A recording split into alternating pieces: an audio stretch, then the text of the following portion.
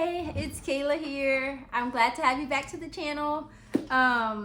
Today we are going to talk about 3 ways that I believe, out of my own personal experience, will help transform your life in a relatively short way, in a short period, but in a big way, as you're getting started on your journey towards reaching your goals. This is my second time recording this, and the first time I had on my mic, and my mic stopped working, and I didn't notice, and because my mic stopped working, the sound stopped picking up, and I recorded for 12 minutes, and nothing happened.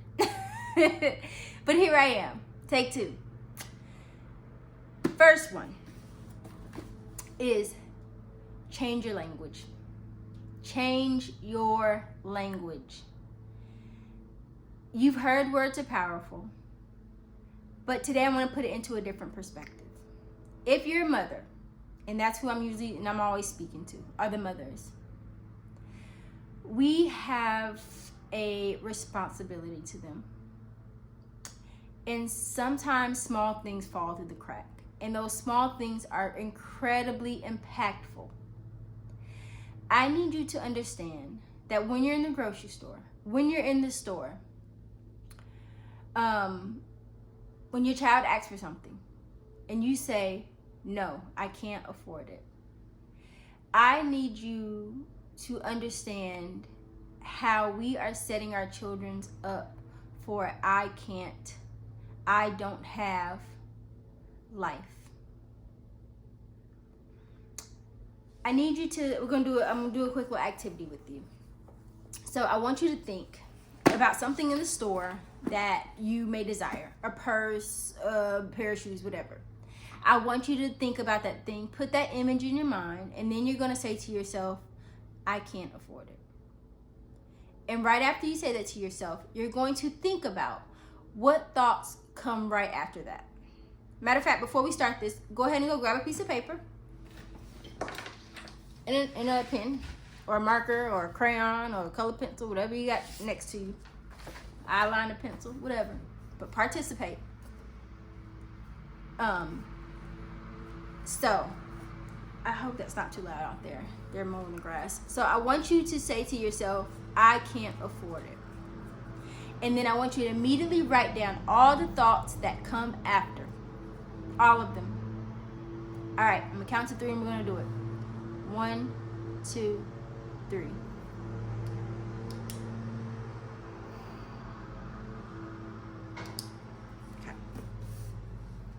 Give you a few minutes. Pause this video right here if you want to.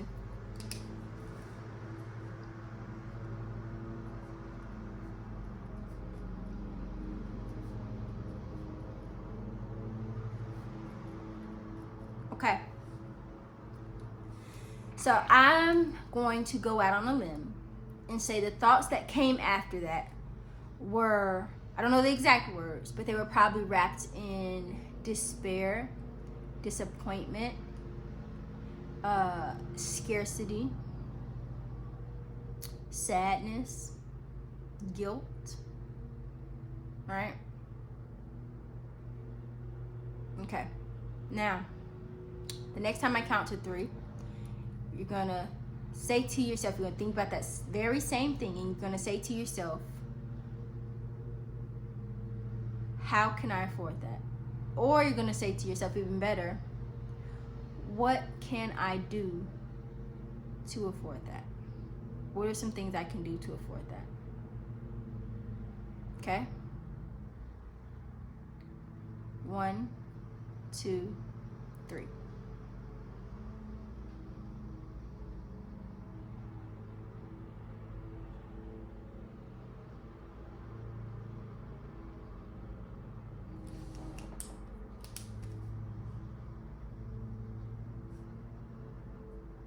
Okay, now I want you to make note of the difference between the thoughts that came after I can't afford this and the thoughts that came after how can I afford this?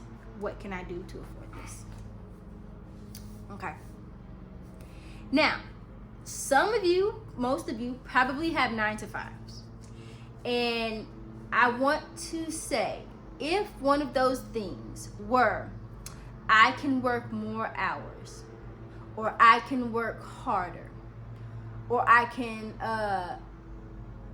pick up extra shifts. If that particular job that you have and you already dislike, and that job is already physically and mentally and emotionally draining you, cross that off the list. Cross it off. Cross it off. Did you cross it off? Cross it off. We're not gonna do that. I'm saying this because I need us to understand there are other ways to acquire money that do not require you to drain your health, your mental health, your physical health, right? Your relationships with your children. There are so many ways to make money. And so if those were the only things on your list, I want you to pause not right now, but I want you to, after I finish the sentence, pause. And then I want you to ask yourself again, how else can I afford this?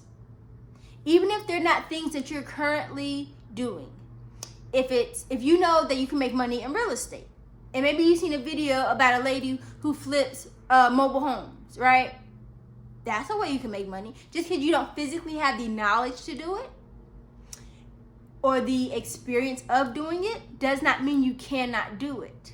So do not limit yourself on the how can I's to things you only know how to do in this very moment. Okay? So does that help you? I hope that little activity helps you understand the power of words. The way our brains are designed, they are designed to take inputs and give outputs. It's like a computer, right? When you say a statement of, I can't afford, I don't have, it cuts off the need for an output because you didn't ask your brain anything. You didn't ask it to come up with any ideas, any solutions. You just gave it a statement. You told it something. I can't. Your brain is not going to argue with you most times and say, yes, you can. It's going to say, okay. And that's it. And then after that are going to come feelings about the fact that you cannot. But, when you ask your brain how, that is a automatic input for a automatic output of an idea, a solution. That is a solution-based question, or a open-ended question, right? And so, again, change your language. Instead of I can't, how can I? Instead of I'm trying to, I am. If your desire is to have a successful YouTube channel, stop telling people I'm trying to do YouTube. You say, I am a YouTuber with a growing channel. Because that's what it is. Every time you post, every time you comment back to somebody, every time you get a new subscriber, every time you get a new view, your channel is growing. That is fact. So you are not trying to have a YouTube channel. You have a YouTube channel that is growing. You're not trying to become wealthy. You are becoming wealthy because you are doing the things that a wealthy person who does, or a person who is becoming wealthy does. Okay? Language. Second thing, share what you are learning with others. Share what you are learning with others for many, many reasons. But one of those reasons is so that when you succeed, because you will succeed, no one can say to you, you forgot about me, or you're selfish. Because every single thing, and I mean, you don't have to do everything a thing, but the things that you learned, you shared with them. So when you're learning about personal finance and you watch this video that makes you have an aha moment, you send that to someone that you care about, that you want to see at the top with you. All right? And you don't do it with the intention of, oh, I want them to act on it. Or if I send them this book, don't do it with the expectation that they're going to actually buy the book.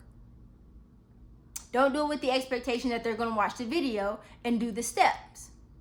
You don't share information with any intention except for, I want to see you win. And I hope you want it as bad as I want it for you. I hope you want that for yourself. So much that you do something with this information. But if they do not, that is not on you. That is on them. Okay? So share what you are learning on your journey. You don't need to know all the answers. If they have questions about what you sent them, that's great. Engage with them. Say, girl, I don't know, but let's look it up together. And then send them information. Right? And if they don't seem interested and all they say is thank you, you say you're welcome, and then you go back to the information and you do something with it. But share what you know out of love. Not with condescending people. Just share it out of love. I'm winning. I'm going to win. You're saying that you're going to win. You believe that you're going to win. You're deciding. You're doing what it takes to win. And then you're giving people the same opportunity, the same knowledge that you're acquiring. The problem is sometimes they don't have your drive. They don't have your vision. They don't have your tenacity. They don't have your stamina. And that's okay.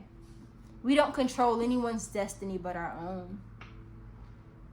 And on the way to you fulfilling your destiny and making your dreams happen, the way you can lend a helping hand is to give someone else the same opportunity, the same information, the same wisdom. And after that, it's out of your hands. All right. The third one is pick up a book and study. I really want to yell this one, but first, let me make sure I'm still recording. Yep, we're good. I really want to yell this one. I'm not going to, but I want to. But pick up a book. Pick up a book. And then the next most important part is study it. Okay? Study it. So, I'm going to give you some books to start with. These are not new books, most of them. They are old books. But stop sleeping on the old information. Stop sleeping on the old information. Please, stop sleeping on it. I want you to think back. If you're a black woman like me, I want you to think about our ancestors, our moms, our moms' moms, our mama's mama's mamas, our daddy's daddy's daddies. And a big thing in our community is nobody taught me.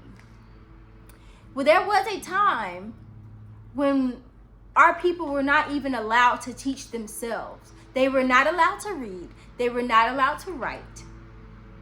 And there was a very specific reason for it. They didn't take those rights away, or they didn't keep those from us just because they could. They did it with a very intentional purpose. Because inside of books is information that can change the trajectory of your life, because it introduces you to philosophies of other people that have been successful in the ways that you want to be successful. The most honorable thing we can do for our people that did not have the opportunity to pick up a book and read it and get information, the most honorable thing I believe we can do is to do it now. Stop saying, I'm not a reader. Stop saying, I don't need to do all of that. You do need to do all of that. You do need to read. But not just read, you need to study it. So what if these books were written by rich white men? Would you rather continue to let that fact keep you down? Or would you rather say, I can read now. That information you in your head believe you were keeping from me, you're not keeping from me no more. And I don't know these authors personally. What I do know is what they knew changed the lives of many. And if you continue to choose not to take this knowledge, now that it is available to you, for just pennies on the dollar, for cheap, these books, you don't even have to go to a library. Spend $8 and the book is on your porch the next day. What is your excuse? You don't have time? I call BS. If I ask you to pull up your screen time, what is it going to look like? Yeah. So, I'm pipe down. But I do get very passionate about reading, which is why I have a whole book club membership. Well, self-development membership and book club. Because what is in these books is transformative. And you are doing yourself and your children a disservice by not choosing to impart yourself with this wisdom, with this information. Stop it. Stop limiting yourself because you are limiting your children. All right? So, one of the books you probably heard about, Think and Grow Rich. Think and Grow Rich. A lot of people say, oh, you can't just think your way to wealth. I don't think you can just solely think your way to wealth. No, but you need to understand how wealth thinks, how people that have wealth think, how you should be thinking to attract and to gain wealth. And if you don't believe me, I implore you to ask yourself, what have the thoughts that you've been having for the last 10, 20 years gotten you? Where has it gotten you? If you don't like where it's gotten you, yes, you do need to think different things so that you can think and grow rich. If you want to dive into this book, please, please, please, please do. And if you don't want to dive into this book, please, please, please, please do. This book is not a long read. It's many different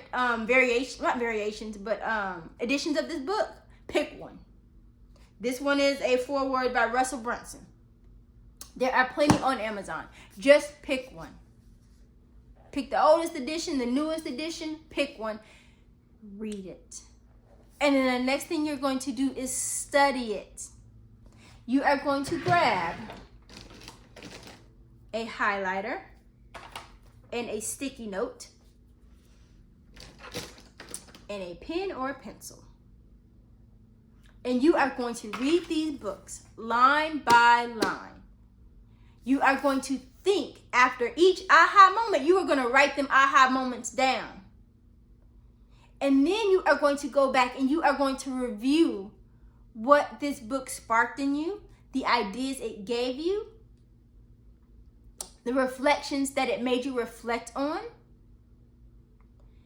You're going to study what is in here. And then you're going to decide, how can I apply this? You are going to create real life scenarios in your head about how can I apply this.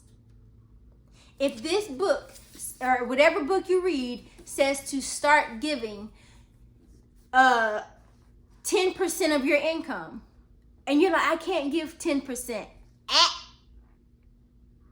We're not going to say I can't. We're going to say, how can I give more? Okay, you don't want to do 10%. How can I give 2%? You're going to figure out what is 2%, and then you're going to ask yourself, what can I do with this 2%? Who can I give it to? If this book says, sorry, y'all.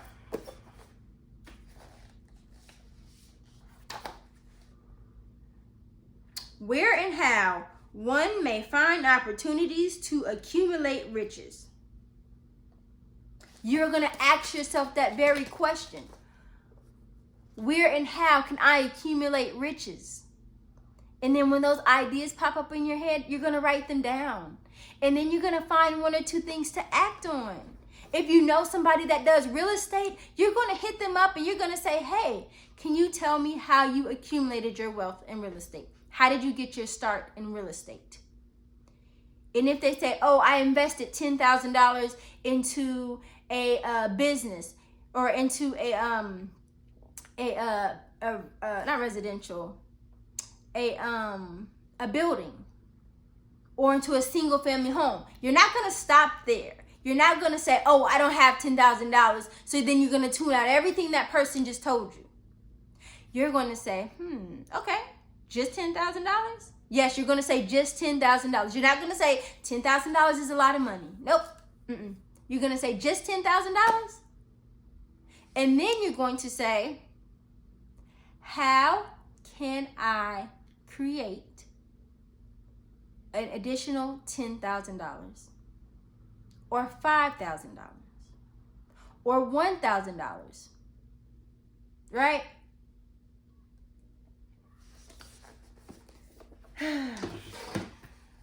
Next book, The Richest Man in Babylon. Even the back of it. Let's see. The back of it says, money is plentiful for those who understand the simple laws which governs its acquisition. This is what reading these books do. They help you understand the laws of acquiring wealth. If you believe you know everything you need to know about wealth and you're not wealthy yet, that means you do not know everything you need to know about acquiring wealth, which means you need to do what? Pick up a book, read it, and study it. These books have been around for a very long time, and they have been highly acclaimed, and they have been highly recognized. Stop thinking you are so special that these books and the information in them will not work for you. I think you're incredibly special, but you're not that special. None of us are. Your circumstances are not that special to where the principles, the laws of acquiring money will not work for you. They will work if you work them. But first, you need to learn them. This one's a newer one. Key person of influence. Part of acquiring wealth means becoming something else, becoming a better version of yourself, or I wouldn't even say better, a different version of yourself. Because you're not better than anyone, not your past self, not your future self.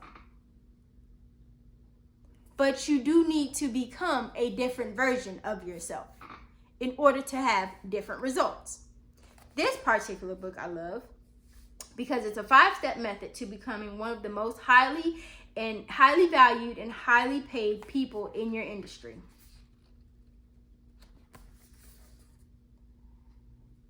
You don't have to want to be Bill Gates. You don't have to want to be anything, any particular person, and you don't have to let anybody else's definition of success define yours. But you do need to define it, and then you need to decide who do you need to become. And then you need to decide to be the key person of influence in that arena.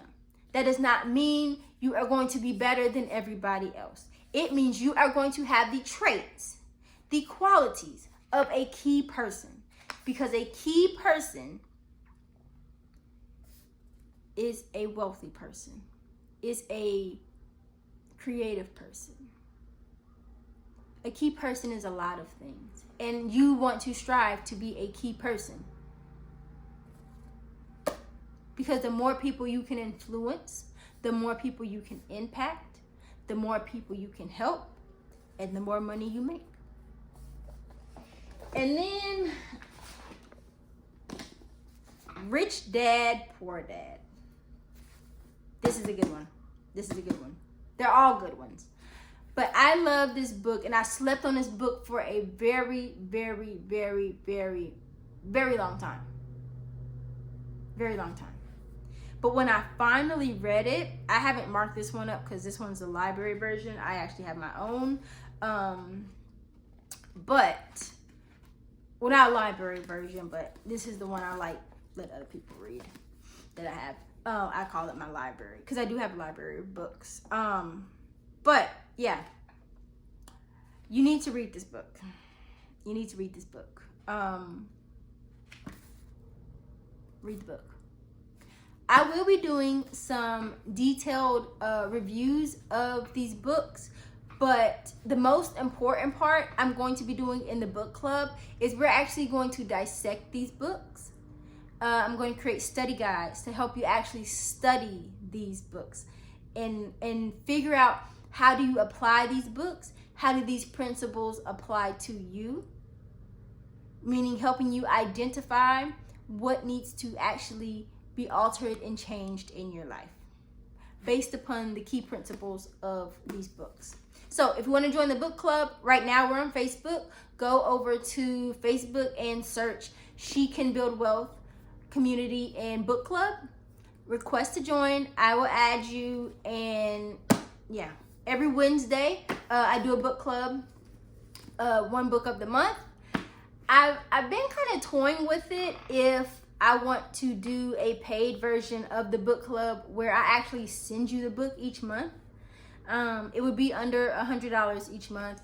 Let me know if you watch this video and you're like, I want a book club. I want to be around people who are reading the same thing and getting their aha moments and learning how to apply them and having wins based off these principles. If that's something that interests you, please leave in the comments below book club, like just type book club and request to join the book club, okay?